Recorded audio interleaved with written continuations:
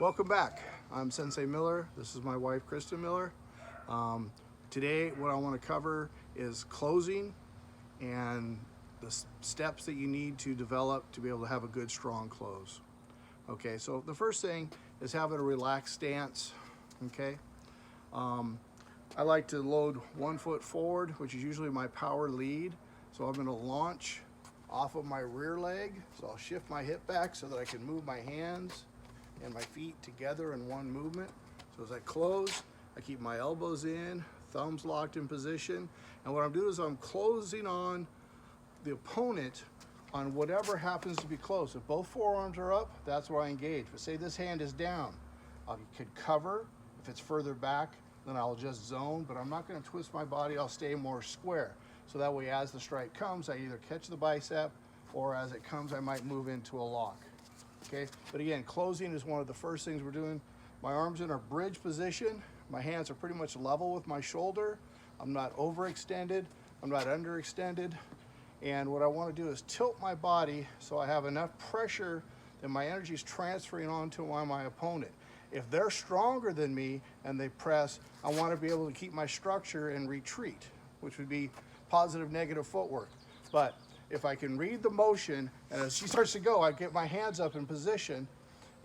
Then I can make sure that I establish a strong bridge, then I'm going to have my choices of collapsing and passing. What we want to first get that initial shock, put them back on their heels. So again, you want to bring your hands up from your side, up at the same time that you step, step, step. Okay, try and maintain that bridge position so that you're able to float off of it. Maybe you're just going to touch and go right to a strike.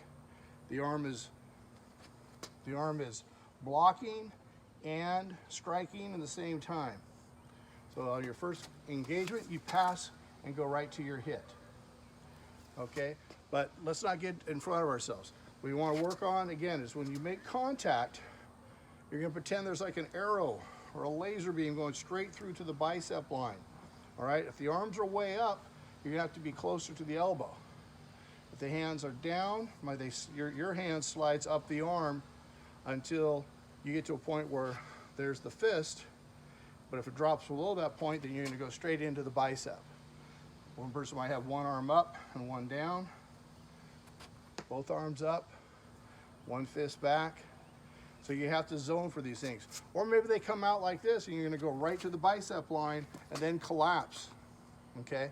And from this point, I can either strike, I can lock or move in for a throw. I have different options. I can pass the arm by, shut down, pass the arm low, come into lock, roll into lock, roll into lock. So again, shut down, hit, go bar, okay?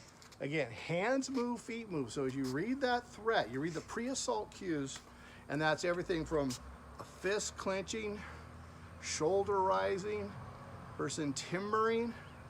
You're gonna read that motion, and then you're gonna shut down on them. Okay, project your body forward, all right? Keep your knees bent, loose and springy limbs, so you're able to engage and pass and move, okay? Maybe draw them down. So being loose, being springy, and relaxing. Again, hands come up and engage. Set yourself. This is an explosion. This is a shock. I'm doing my best not to shock Kristen because the action of hitting these forearms is I want to blast that person back.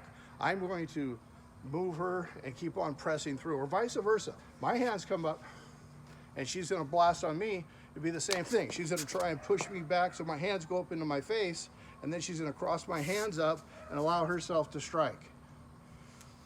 So even if you're a smaller person, you know, I come up in an aggressive position, she's gonna engage and try and push me back up onto my heels and then pass my arm, maybe go for an arm bar.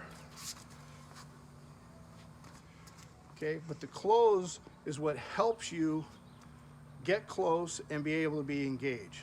Otherwise, you're just out here sparring and moving, and that's where people get hurt. That's where you get hurt. So we want to work on our movement. Again, relaxed position, you step and your hand moves at the same time. Professor Ed Milah showed me about putting my hands on my thighs and just flicking my fingers so that when I practice making my step, my hands move and my feet move. So I'm ready to react, ready to move on my opponent. Fingers out, heel of the hand in, fits on the forearms, and it fits up on the face. So tilt the elbows in. Also, structurally, this is stronger than elbows out. Elbows in, you're solid when you strike and when you close. Okay, great. Thank you very much.